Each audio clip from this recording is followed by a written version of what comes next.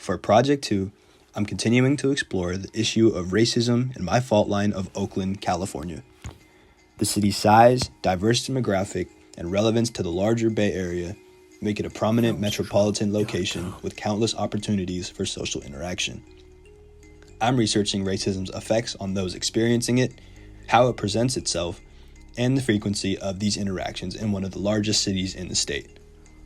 Additionally, I will be exploring how different groups have risen up in response to it. Considering this vast metropolitan city with a large population, there are endless possible stakeholders having a part in the central issue.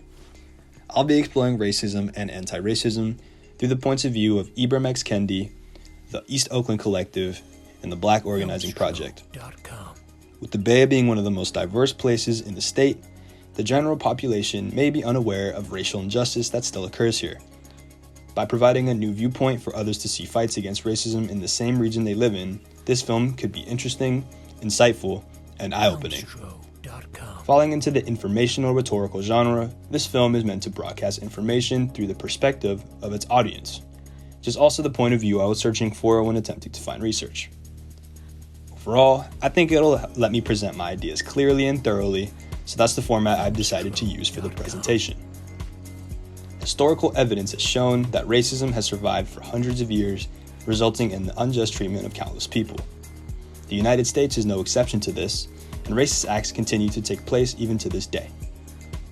Racism in Oakland is happening on a much wider scale than is believed, and through the efforts of Ibram X. Kendi, the East Oakland Collective, and the Black Organizing Project, the injustices present are not only highlighted, but effectively opposed. Kendi's extensive knowledge and experience with anti-racism make him a significant figure when it comes to providing a perspective of the oppressed. Kendi often relates his own experience to that of which he observes in different areas undergoing racism. I included his point of view because he understands the nuances that go into prejudice and defines them, explaining why the ideology is wrong.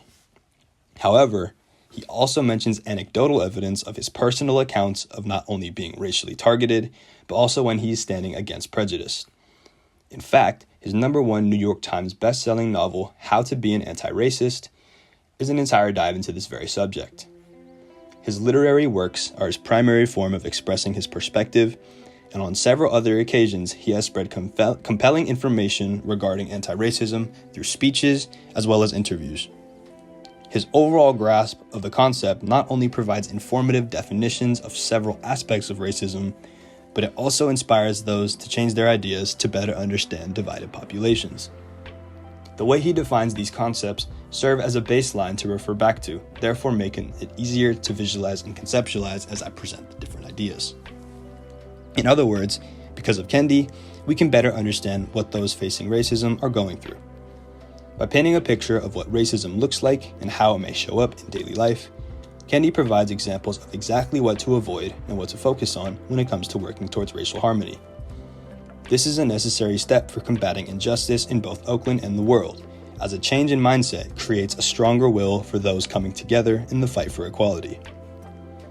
Although he has no specific role in the city of Oakland, his prominent status in the social justice field allows him to serve as a voice for those facing adversity. Because his ideas can be applied nationwide, I decided to relate them directly to my fault line, as racism has clearly proven to be present. Kendi is clearly an important stakeholder with a significant point of view on the subject, but in order to truly examine the extent of this issue within the fault line, organizations within Oakland need to be mentioned. Shifting to the perspective of another group fighting racism, going forward I will further examine the stakeholders within this fault line.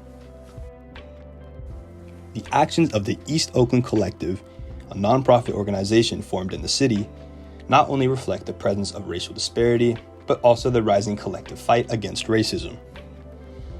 The East Oakland Collective is a community group that provides multiple forms of support for mostly the Black community in response to racial disparities across several aspects of life. Founded in 2016, the nonprofit fosters help for areas in the city that are racially disadvantaged. Suggesting that disadvantage is a result of situations such as structural racism, the East Oakland Collective reach out to these communities and offer aid against said system, therefore highlighting the fact that their actions are likely motivated by anti-racism. Through becoming very involved within the community, their fight for racial equality is highlighted.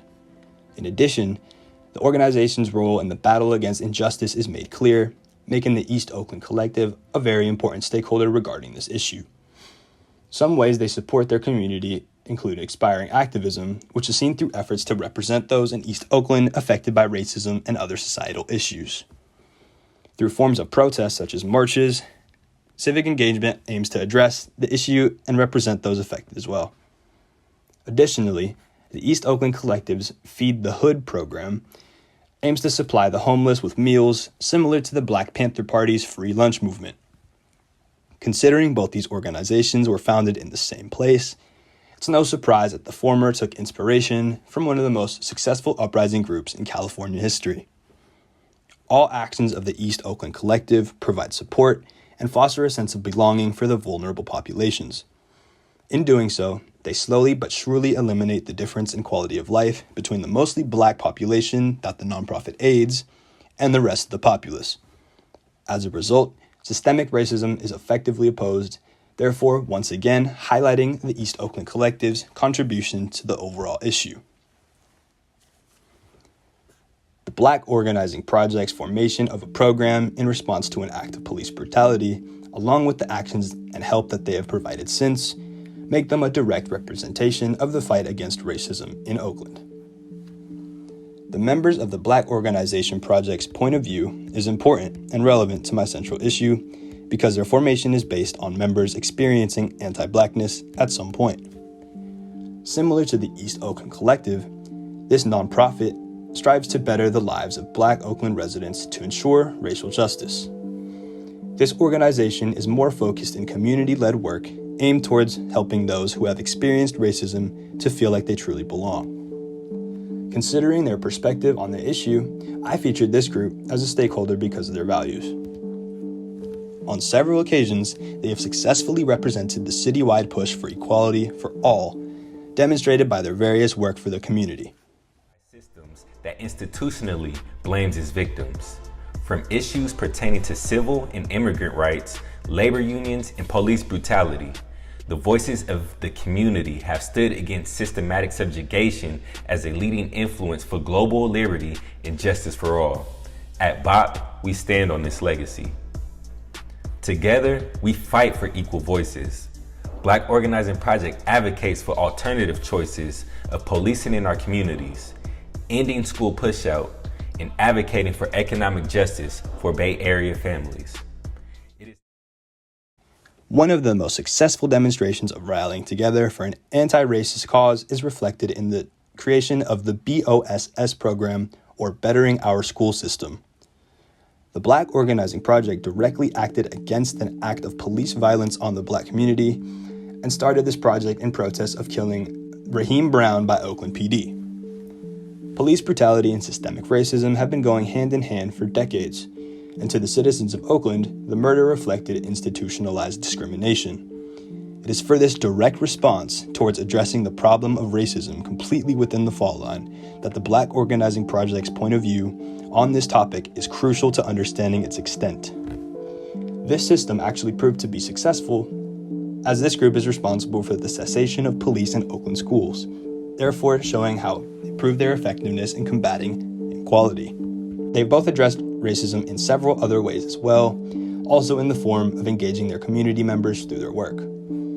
Another method used by the Black Organization Project involves meeting with different communities and holding discussions that directly mention the topic of systemic racism. Overall, the entire organization's ideals, along with the actions they take to uplift the oppressed Black population, make their position regarding anti-racism very compelling.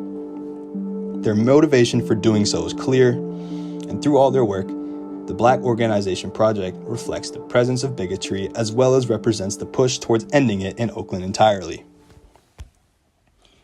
As a whole, we know the issue of racism is still unfortunately survived today. However, people are not as aware of it happening in their own communities. Considering how diverse both the Bay Area and Oakland are, one would think that the amalgamation of different cultures and races would mean easy coexistence and an open-minded mindset. However, The actions taken in response to this issue by the East Oakland Collective and Black Organization Project reflect the existence of racism still within the city. Additionally, with the ideology presented by figures such as Kendi, the fight against racial inequality is present as well as successful. Although these figures have made significant progress in this battle, there is still a long way to go.